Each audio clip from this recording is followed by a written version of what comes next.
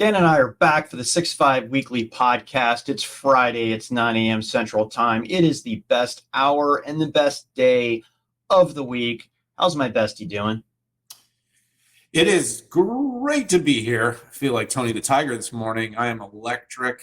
Buddy, this is the absolute favorite moment of the week when we take on all the biggest tech news stories and we provide the analysis that everybody out there wants and needs. And buddy, honestly, it just makes me smile to wake up Friday morning and know this is what I have to do. I know, it's great. And for all the viewers out there and our fans, I did want to share with you something that I have. Dan, a little hot. Okay, let's take off the vest. And Wait. We've got this. That's the second layer. Wait a second, there's a new layer. You must be warm in there. Is it warm in there? No, AC is blasting. Look at that. 3 layers of 6'5" goodness. It might be a rumor. It might be the truth that I slept in my 6'5" merch last night. 6'5" pajamas? I don't know. Do you hear that? We're going to need merch. We're going to need a swag shop, though.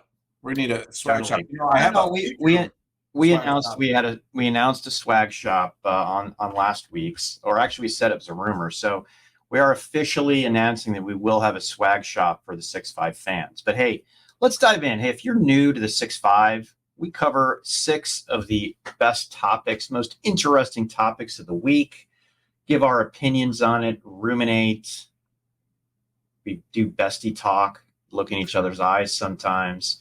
We talk about publicly traded companies too, but don't take any of this as investment advice. We don't normally flirt this much up front. I gotta be honest. Well, I figured being a tease just doesn't pay off. I mean, so, first of all, you know, you're already taking clothes off on the air. Kind of I was, and somebody on X asked us if we actually shared a room at Cloudera SKO, and I'm going to just say maybe we did. Listen, I mean, who are folks to judge? You know, maybe it's about economic efficiencies here, Pat. You know, it's tough out there. You saw the inflation number was high. Inflation was high. You know, CPI was high. PPI was high. You know, the market. You know, it's gone up quite a bit. I mean, yeah, sure, NVIDIA is the 3rd most valuable company in the world, and we'll talk about that a little bit. But I read an article that Jensen doesn't wear fancy watches anymore. It was an interesting article in the journal. But hey, we have an incredible show for you. We're going to talk about NVIDIA possibly getting into the data center ASIC market. We're going to talk about the upcoming Intel Foundry Services Direct Connect event to give a little preview, maybe stir up some rumors. We're going to talk a little bit about the Plus Open Auto platform. I almost did it there. AI Open, not Open AI. Cisco had its recent earnings, and so did Lattice. We're going to chew through that. And we're going to talk about Dan and Pat's trip to Cloudera Elevate 2025 sales kickoff event. And I'm going to kick off like I always like to, because I'm a selfish pig. NVIDIA. I never use the word pig. I just generally consider you to be really selfish. I mean, we are in a way. You know, everybody, it's just a degree of selfishness. This is you. You are selfish. I am very altruistic. I am selfless, would be the word I would use to explain me. That's why my children call me an unbearably cool dad. It's because, yeah, you're not. Dan, is this like the pretend normal? Like you're really not a sociopath? Like I'm a normal human being. Look at me. I am a dad. I am normal. Oh, it's so good. Trying to relate with everybody. I know. I can relate. Come over. We will go to stuff together. Let's go to the game. Exactly. Gosh, what are we talking about again? Are we talking about NVIDIA? Dude, is NVIDIA getting into? I'm gonna run the table on you on this one. We're gonna.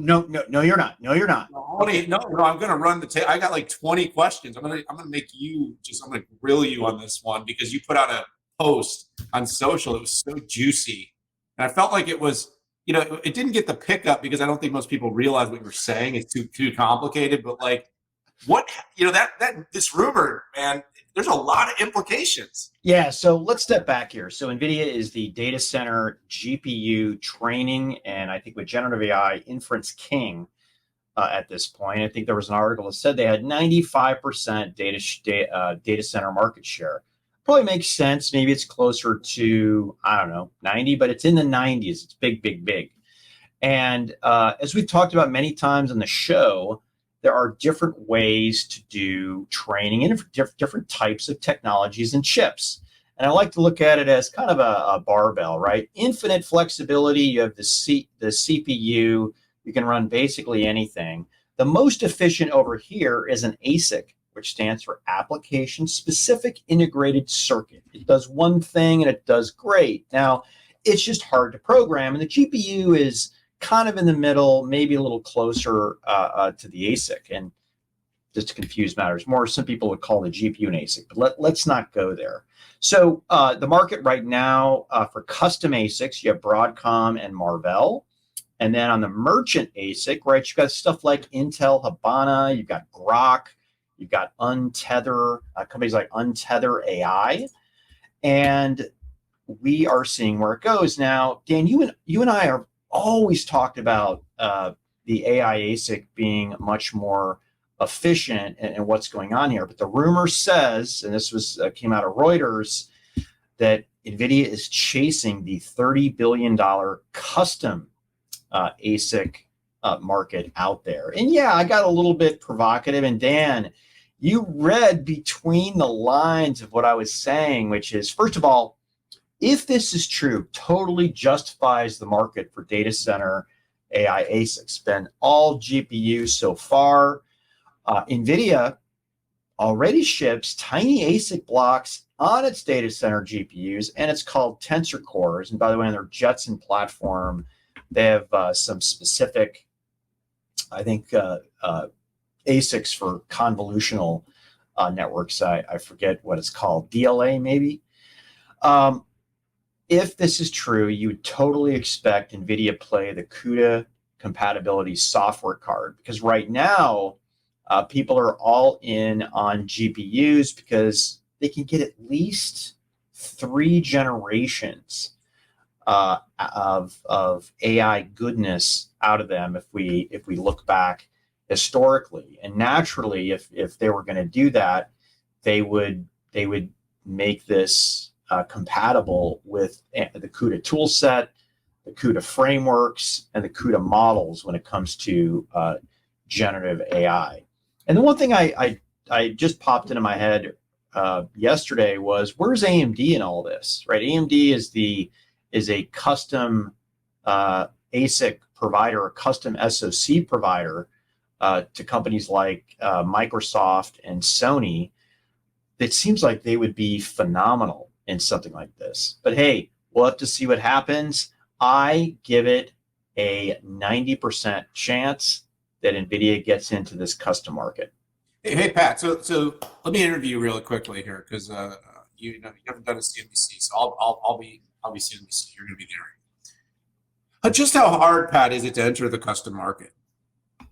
Well, it's a huge commitment, and typically in any custom ASIC market, there is hundreds and hundreds of millions of R&D that you need to spend up front before you get anything out there.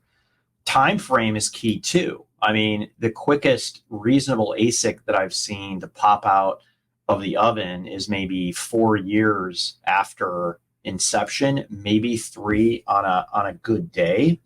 Some companies will take what's called NRE, non-recurring engineering payments up front.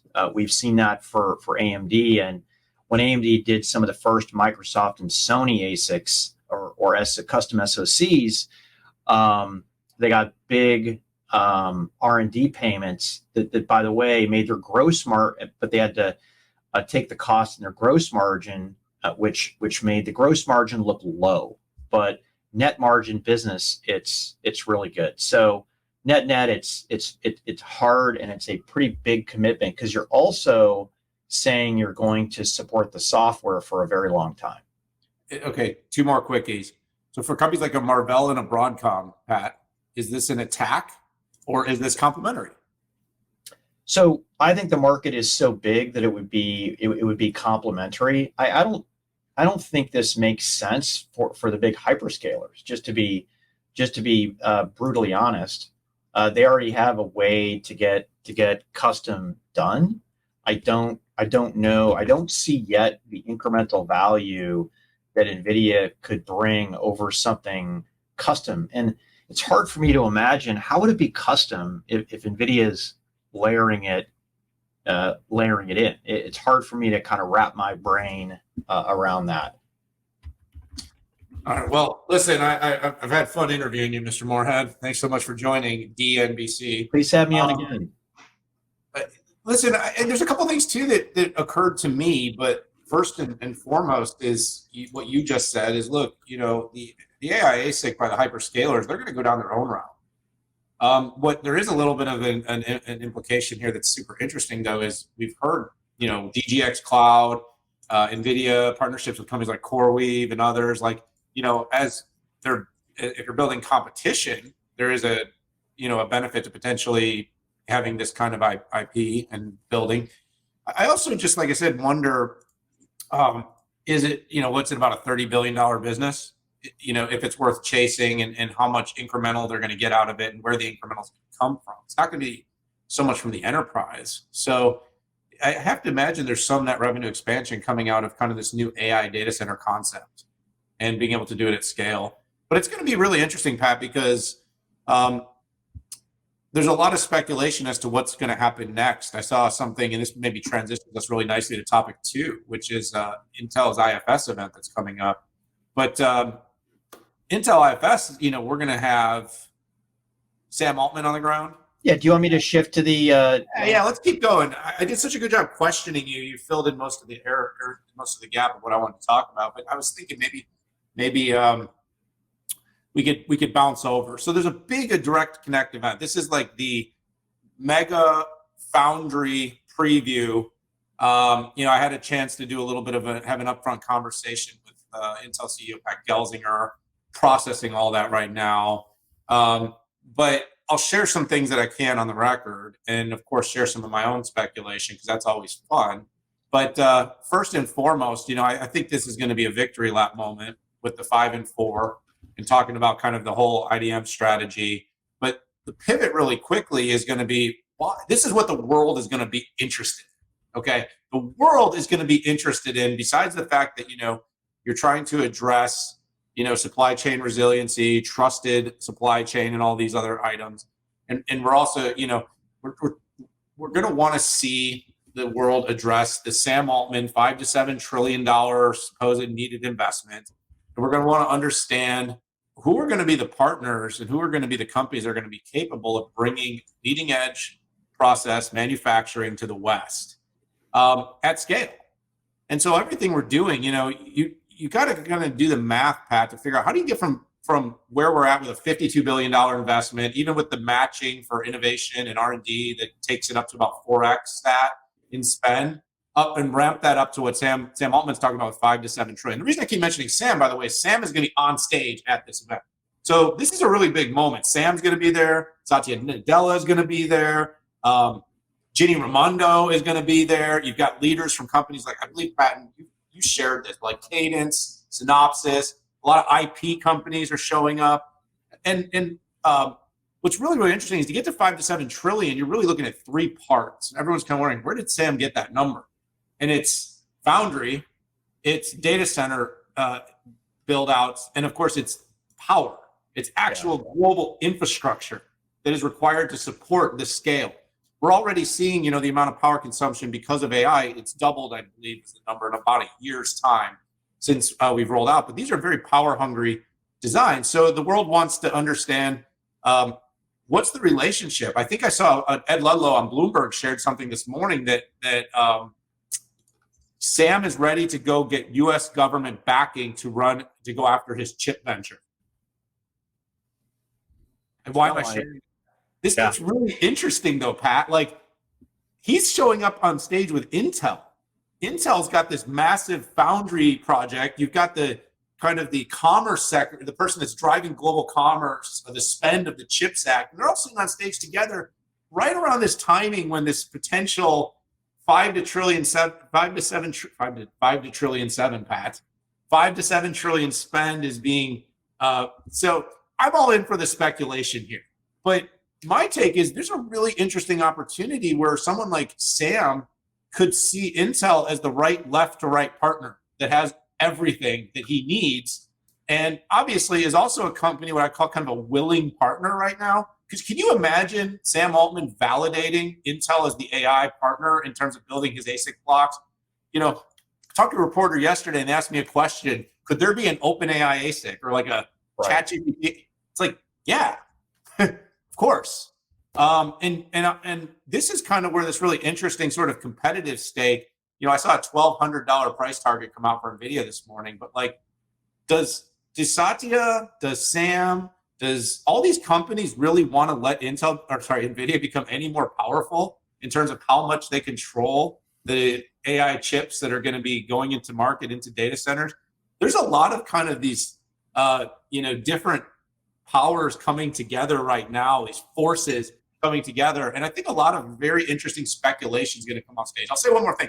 I seriously doubt anything of this nature is going to be announced. This is just me kind of putting together parts and pieces and saying, wow, Intel's been kind of accused of not hitting the AI opportunity.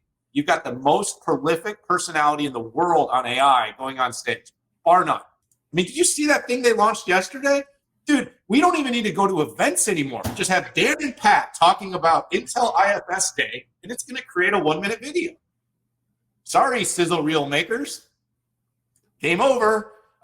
In fact, this has all been done in a year. So, I'm super excited about what the implications of this are. And what I'll say is, Pat was very humble. Pat Gelsinger, Big Pat, was very humble. He was very, excited to kind of talk about roadmap, talk about execution, talk about packaging versus kind of wafer opportunities and stuff like that. But you couldn't help but notice just an optimism, which given the fact that 99% of the AI chip market's going to NVIDIA right now, what's that optimism all about? So that's me doing a little speculation. Yeah, at this point, all we can do is speculate. I think if there's going to be something big that's going to be announced, it's being kept really, really tight here. And by the way, if I look at the folks that are going to be on stage and what they represent, it's freaking huge, right? You've got Renee Haas from ARM. You've got the person in charge of I think he works for Charlie. He works Yuanjing Li, right? Central Engineering at Broadcom. We've got Eric Fisher from MediaTek, Jason Wang, the president of UMC, Art DeGuys, the founder and chair of Synopsys. It's interesting they sent him and not the new CEO, the CEO of Cadence. Maybe that was the reason, because Synopsys and Cadence are big rivals. Oh, and then Ansys, who's being acquired by Synopsys. And EDA, packaging, design, IP. It's crazy, Pat. Yeah, and by the way, I had a couple people on X hit me up that, what about NVIDIA? What about, by the way, NVIDIA's already working with IFS on Ramp C. That's the defense contract for the United States. While I don't know this for a fact, I believe the big packaging customer that they're talking about is for AWS with Graviton, Trainium, and Inferentia. Again, I don't know that. I'm going to speculate. Qualcomm, I do believe, is taking a slow roll on IFS, but I do believe if 18A works and the White House shifts critical infrastructure and they roll in smartphones in there, Qualcomm's going to have to do that. And by the way, Qualcomm is the most diversified design company out there in terms of its supply chain. They're everywhere and they work with everyone. And I find it hard to imagine that they wouldn't work with Intel. But the way these big deals go, the big kahuna deals, Dan, is you get something strategic in exchange, right, for this. And Qualcomm is very strategic company. They know how to play this game. I mean, I'm dying to know. I mean, if Sam gets up there and Satya gets up there and just talks about milk toast, it's going to be seriously disappointing, particularly when Altman is out pounding the pavement on whatever the heck he's doing between chips and data centers and foundries. Yeah, like I said, did you hear what I said about Ed Ludlow? He tweeted out that Sam's ready to go ask for funding. Yeah, I saw that. I saw that this morning. No source, no name, no nothing. But well, I like to speculate on speculators. Oh, that's good. But yeah, I mean, that's an Bloomberg thing to do. Bloomberg does tend to get a scoop from time to time. But it is very interesting, and just how fast this stuff is moving. It's just wild. Yeah, totally. Hey, let's move to the next topic. And guess what? We're going to talk more AI. Dan, it's just all about AI at this point, isn't it? So Plus is a platform provider, hardware and software for autonomous driving. You're like, well, wait a second. We never quite heard of them before. Well, that's one of the reasons we're bringing this to light. They are actually the market leader in autonomous trucking. Now, their software is very applicable to passenger cars as well. You would think how many tons is a big truck, Dan, fully loaded? I should know this. I don't know this though. Anyways, it's tens of tons, likely, probably more, because a car is only 2 tons. But anyways, it is in many ways, if you can get it right for trucking, it seems like you could get it right for passenger vehicles. They've cut big deals with big trucking companies, Iveco, retailers, and things like that. But anyways, the big announcement that they had is they are going to now sell their software in modules. So they are splitting up the bundle. So if you are a tier 1 or an automaker and you just want, let's say, AV functional module or an offboard module or a vehicle integration module, you can grab those. And then what you do, right, you connect the sensors, the actuation, computing platform, and you can integrate that all together. If you're an OEM, I view this move as very customer centric. I'm very interested to see, like right now, they're on the NVIDIA computing platform. I think they will have to move in the direction where they're compatible with Qualcomm. They're compatible with Intel. And by the way, check out, Intel just threw their hat back in the ring, not to be confused with Mobileye. Read the white paper on our website if you want more on that. And obviously AMD has aspirations as well. And by the way, Intel would be an interesting partner because if you remember our interview with Jack Wiest, he talked about wanting to collaborate with other ADAS software suppliers. It almost seems like a perfect combination. So there were no customers listed in the press release. I had the chance to talk with Plus CEO David Liu on it, and I'm going to be doing a write-up shortly. But I love it, man. Customer centricity, baby. You want modules? We will give you modules. Yeah, I mean, Pat, look, you and I have both been pretty bullish on the Snapdragon platform for auto, and the reason was really the digital chassis has been all about kind of building blocks. So the original thesis of Plus was a little bit more of these kinds of complete systems, turnkey. It was really twofold. It was either kind of the augmented vehicle of truck of today, or it was this net new future vehicle, but it was going to be ground up, built on their platform. Now they're basically saying, look, we've got building blocks that you can put into use, and we're gonna license, sell. And I didn't have the conversation you had, so I'm working off the press release. But the bottom line is I think they needed to open this up to create a bigger TAM.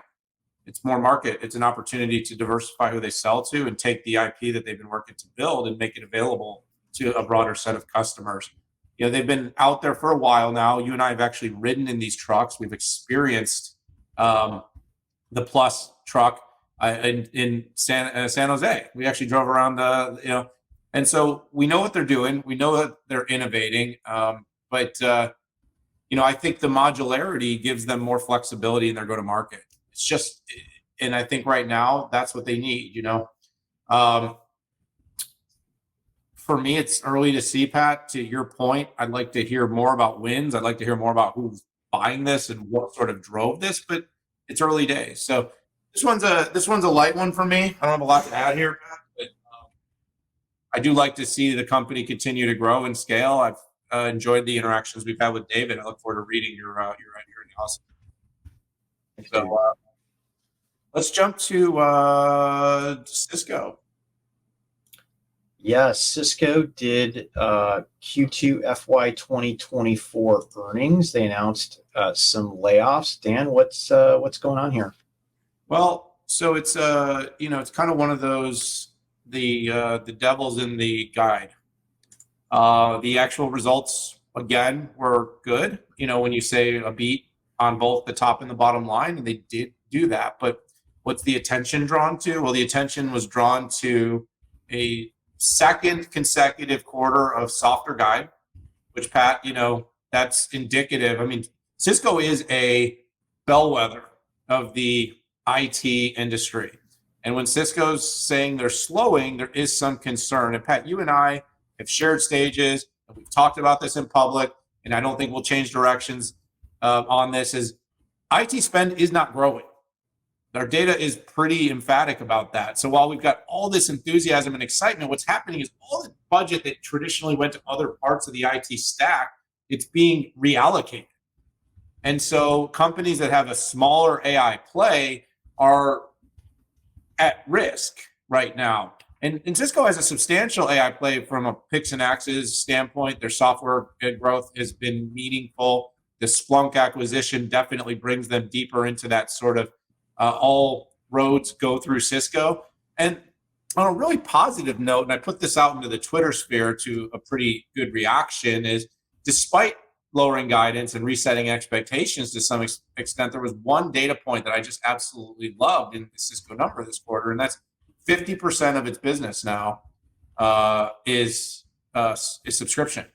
50% of its revenue, and it did $12.79 billion in revenue this quarter. That means $6+ billion in the quarter was subscription revenue.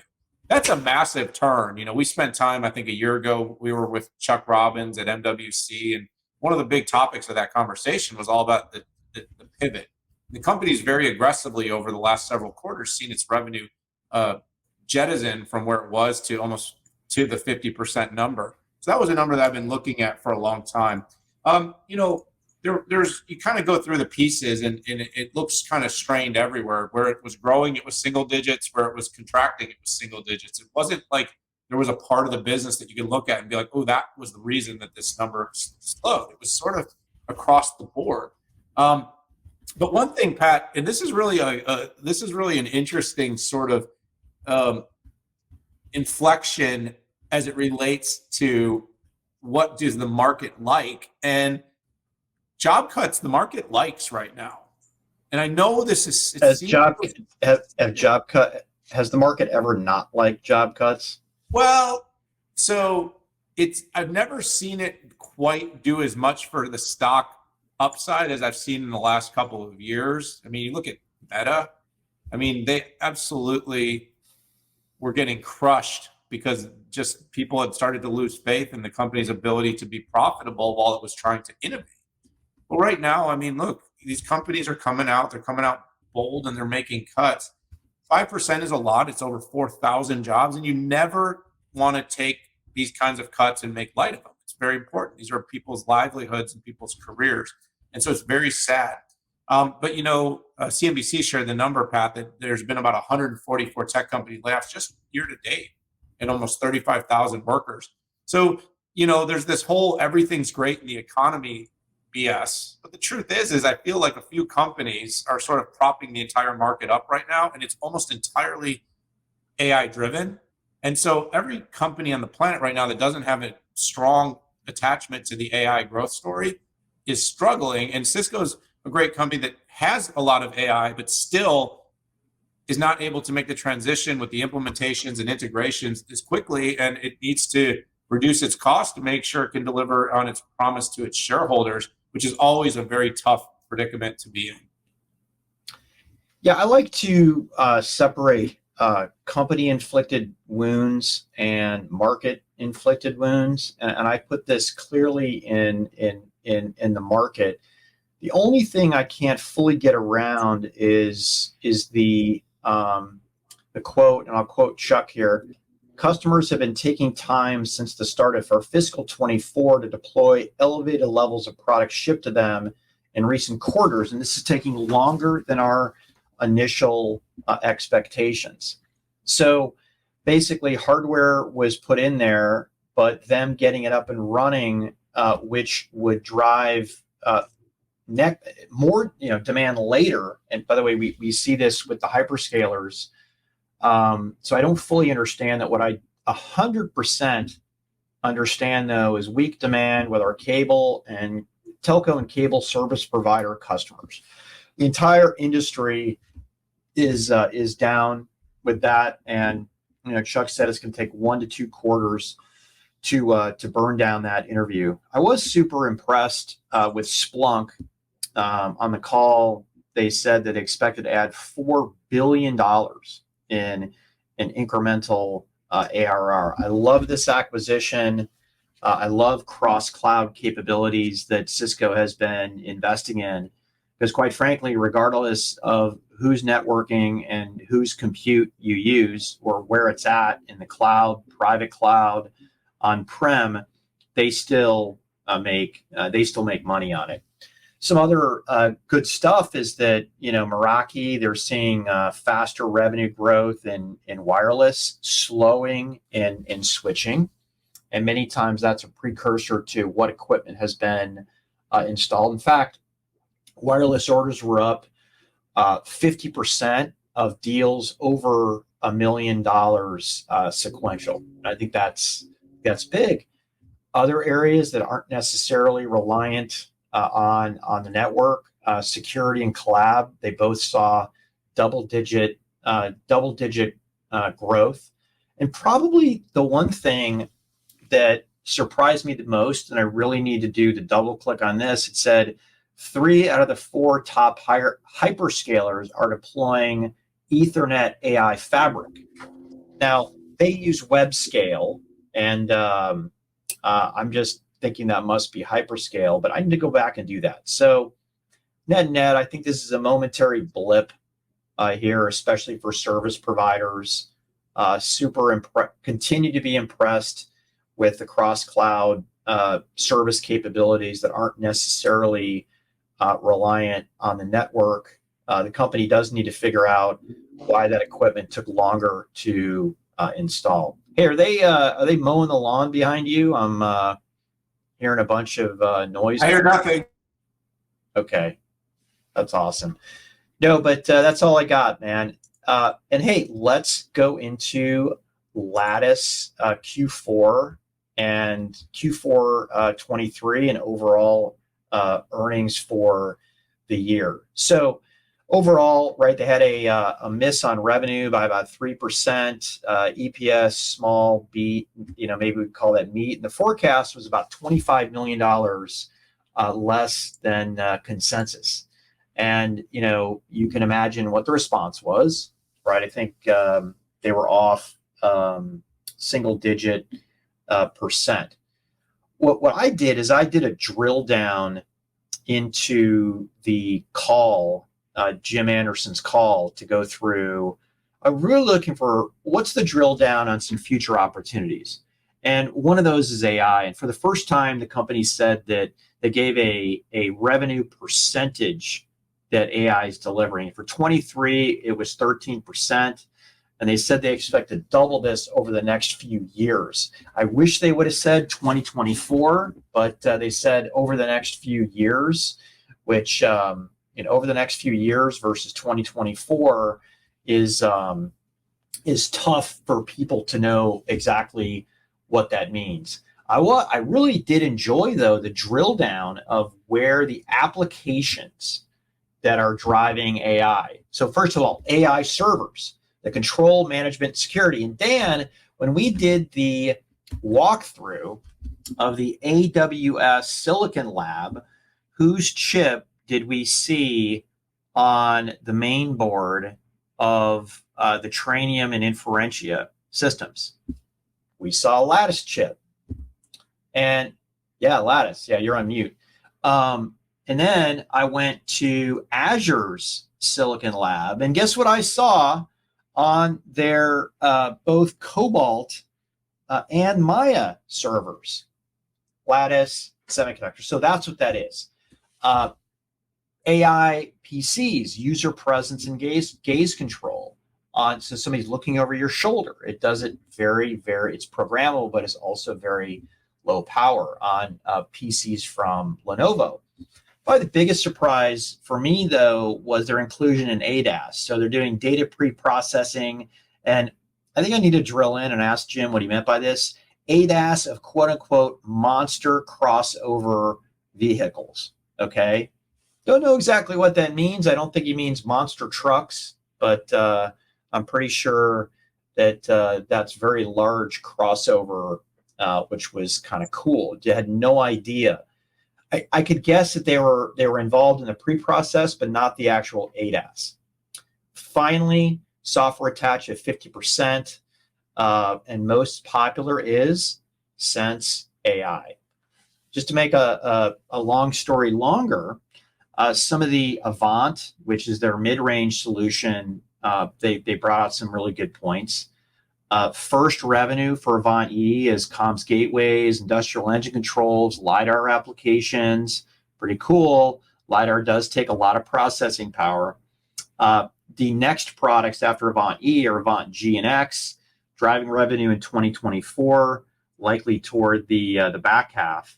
And finally, 90% of the target Avant customers are already customers of the overall company, which to me leads me to believe they will have a easier chance of moving these customers up the stack, particularly given that Nexus software, which is their lower performance, lower power, is compatible with Avant. So any software that you get on Nexus, it's compatible with Avant. I think it's a great story here. I think the company has a great future, and quite frankly, the markets you would expect that were dragging them down are down. Telco, down. Shocking, right? We just talked about Cisco. So anyways, market versus self-inflicted. Dan, you're on mute. Darn lawnmower. I thought you told me you mowed your own lawn. I am. Okay. So what are you? Brain-powered AI. It's an automated lawnmower. I knew it. I have, so the iRobot for my lawn. So smart. You know, you'd have to understand if it's true. Hey, so listen, Lattice Semi had a remarkable run of almost 12 quarters of incredible growth, beats, raises across the board. The last 2 quarters have been harder for the company. Now, you said this, I'm going to reiterate it, not self-inflicted. Now, let me point out why I don't believe it's self-inflicted. The markets it's in are diverse, but the markets that it focuses on are, in many cases, in what would be considered a recession or pullback at the current juncture. But you look across the year. So, you know, the quarter is great from an earnings standpoint. Everybody likes to do that. It's a reason to, you know, create a moment for options. CBOE loves quarterly earnings. Companies mostly focus on annual runs, and they make decisions based on the company's overall performance. 12% growth for the year, Pat. So their revenue is double-digit growth. Now that's pulled back. It was higher because of the last couple of quarters. Pat, incredible operational management of the company, 70.4% gross margin. By the way, expanded 130 basis points year on year. So better than 22. And then earnings per share rose by 14%. So, you look at what does a company need to do? Well, you grow earnings double digits, you expand your margins substantially and north of 70% in the semi space, and you grow revenue double digits. And yeah, you've slowed down. So that's what you're looking at right now. You're looking at slowing growth against a year-over-year basis and against targets, but a very, very good overall performance. And I love how you broke down the AI opportunity. And by the way, I don't really love how you broke down the AI opportunity. I love how they broke down the AI opportunity so you could break down the AI opportunity. Hey, Pat, you getting hot in there? You getting a little warm? You got too many 6.5 layers? Look, I expect continued improvement. They're in the right spaces. They're diversified. They have a tailwind of AI, and they're not overly rotated or dependent. And plus, with the Avant opportunity, they've really nicely positioned themselves and scaled their TAM. They're still growing. So yes, not fast enough, and expectations have been set high. That's what you get for being a well-run company, Jim, Sam, and team. But we do see a lot of potential in where you're heading. I like that you're calling out the AI opportunity. I'd like to think that was my idea. I'm not sure if it actually was my idea, but I've been saying for a long time, companies that can quantify their AI opportunity are going to get a better reaction from the street because people want to understand, can you make money from AI? So with that in mind, Pat, let's move on to the final topic. I wish we had a producer sitting around that could show a photo and paint a picture of two. We could use Sora for this. Is it Sora? Is that what you call it? Yeah. We could use Sora and say, place two of the funnest, most thoughtful, most fun, kindest, fairest analysts on stage at a global sales kickoff in Miami, Florida, and have them look like they're having a lot of fun talking about data management and AI. Hang on a second. Beep, boop, boop, beep. Producers, can you put something up there that showed Dan and I having a ton of fun? Maybe we can. There we go, baby. Let's go, Dan. Go. There it is. Look at this. After thank you, producers. Plus customer interviews that we've done on the 6.5, Pat and I have never shared a keynote stage together. We've both done tons of these, but we had the opportunity to head out to Hollywood, Florida, north of Miami. And where is that, Dan? Where's Miami? North of Miami, south of Fort Lauderdale, on the beach. We might have taken a stroll up the beach, done some of the planning in the morning together.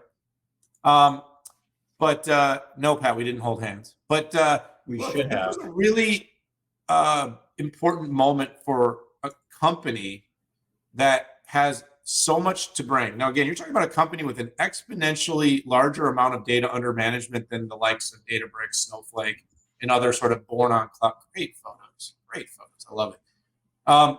This is also a company that has real challenges to earn the market's respect as a high growth data management platform that is readying the enterprise for AI.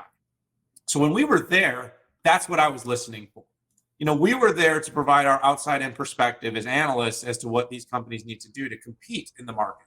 And of course, to better understand the opportunities that a company like Cloudera has with a true kind of born on enterprise data center first hybrid multi-cloud fabric designed for compliant, governed data management that can be utilized for AI. 7 to 8 months ago, company really didn't have much of an AI story. Under the new leadership, of Charles Sansbury as CEO and the team that he's brought in, Mary Wells as CMO, we've seen incremental and meaningful improvement in that story in just a short period of time. But there needs to be more. And that was what you and I believe, challenged and at the same time shared that, hey, we see a lot of potential. You have all these customers. What do they have? It's about half of the Fortune 1000. It was a number that Charles said. It was a big number, though, that used Cloudera. And it's a big, big number of companies out there in that sort of, multi-100 billion plus that all trust Cloudera for data management. Having said that, a lot of challenges coming from different directions. I think they are more prepared than I've seen over the last 3 or 4 years. We've been tracking them for, I've been tracking them over half a decade. I think you a little bit longer. More prepared to innovate, but like I said, it's more necessary than ever before that they get their AI story quickly in market and get it right. And by the way, look out in the market for Patrick and I's sit downs with Charles. We did a sit down with Charles, not just on stage, on the 6.5, with their new chief product officer, Ditko, and then boss Ricky, their chief strategy officer, Pat. So good day, good event, great to be on there. And buddy, great to share a stage with you. I know your short torso made you look a little bit shorter than I did when we sat down, but it was so fun to be up there with you. The camera made me look like I've been sitting in a tanning bed for like 12 hours before. But Had you? We did take a stroll on the beach together before we had breakfast together, though. I said, we strolled gently. Yeah.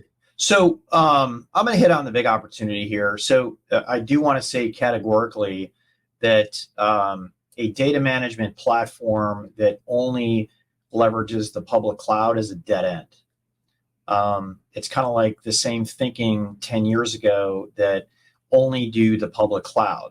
The reality is that you have data and you have infrastructure, heck, on mainframes, on x86 servers, on-prem, on private cloud, on-prem, on sovereign clouds, private clouds.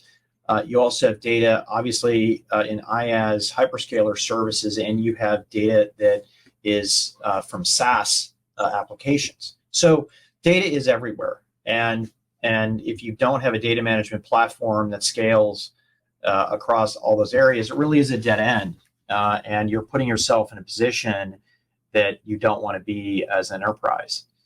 Cloudera's challenge is to get that out there and sell that hard to not only by the way, their current customer base is gigantic. And I think the last time we checked, they have more data, enterprise data under management than any other company out there. Definitely more than Snowbricks or Data Flake.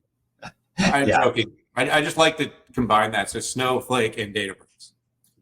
Yeah, and quite frankly, the opportunity with generative AI, I think, is amplified in that, for the first time, we're commingling data sets that have never been commingled under machine learning. Things like ERP, CRM, CX, product development data, legal data, HRM, HCM, SCM, all the buzzwords you can think of. And anytime that you move data, it's at risk. And anytime you commingle data, particularly generative AI, you have a risk. And that data needs to be managed. And the company that's managing pretty much all of the highly regulated industries is Cloudera. So I think this is Cloudera's opportunity to lose or to win, depending on how you look at it. They need to get their customers talking about what they do, either on the record completely or anonymously to show others. And, they need to go after born in the cloud folks. So, Dan, it was a great show. I hope everybody agrees. I mean, so much going on. I'm looking forward to next week not having to get on an airplane, I think. But listen, if my customers need me to be on a plane, I'll be in a plane. But I've been on the road for 5 straight weeks in an airplane. And I know. But on next Saturday, I get an airplane to go to Spain. Next, you know what? Next, we're going to whine about the weather, right? Only as we get older. We're going to ask. Wait. Hold on. We're going to whine about the weather. Then we're going to see, is the dinner? Can I get in for a dinner at 4:30 p.m.? And then, is it too early to go to bed at 8? These are going to be our topics of the 6.5 as we continue to age here. Well, I'm there. Not really. Oh, by the way, everybody out there, if you wonder, because everyone's like, oh, you travel, you go to all these great places. We are the most boring people you will ever meet. I can't tell you how many, like we might be fun here. We're fun here. You got to hang out with us here. But like we go to like a meeting, they're like, oh, we got a party, all you can drink, open bar. You and I go in there, we walk around, Ice waters. Say hi to the customers, and we're like 7:30. Think anyone noticed if we go to bed? No, we went to CES, went to Las Vegas, didn't have a single sit down dinner, and didn't have a single drink. And that was and I was typically in bed by 9 or 10. So no, I mean, listen, when you got to grind, you got to grind. You know, I mean, I just want to point out that we're fun in our own way. We're unique. Oh, in other ways, we're special. Well, that's when we started this show, right? Like we are hanging out now. We're. I like I like their personalities. They have good personalities. I love y'all. Hey, give us some feedback. Give us some feedback on the pod. Now, I'm not supposed to say the S word, right? Or we get deranked. I don't know. Join us as part of our community by hitting the button that starts with sub and ends with scribe. Yeah, something like that. We'd love to have you as part of the 6-5. And Pat, where are we next? We're at MWC. Yeah, that's the next big. We're in Spain. I don't know how we. And by the way, just if the audience was wondering, we're not even on the same flights, and we're not even staying in the same hotel. I can't believe that, man. You need to fire your entire staff. I don't know how that happened. Or you know what? Let me jokingly say, sure, I'm going to fire everybody. We'll see if anyone listens. Does any of the staff listen to the show? If they actually listen to the podcast, we'll see. I should ask my staff. I'm going to fire everybody on my staff too. Let me know if anybody on my staff watches. Okay, folks, we really appreciate you. Have a great weekend. Really appreciate you. We are nothing without you. Not really. We are, but we do appreciate you. That was really sweet. Just say goodbye. God, it's dragging. I'm trying. Bye. I'm trying to be a normal human. All right. Take care, everybody.